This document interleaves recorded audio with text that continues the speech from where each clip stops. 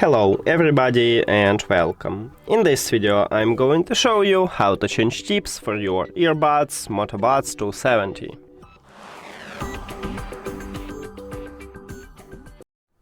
So, you have to start by remove the old ear tips.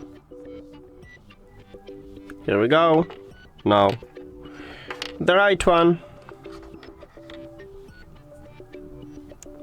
It's pretty easy, so don't worry.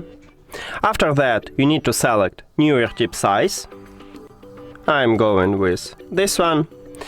And then attach them.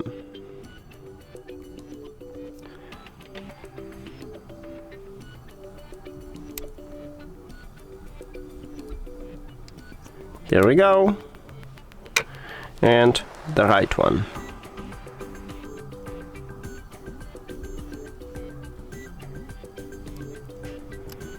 And that's it. Thank you for watching this video. If you found it helpful, please consider subscribing to the channel and leave the like on the video. See you later!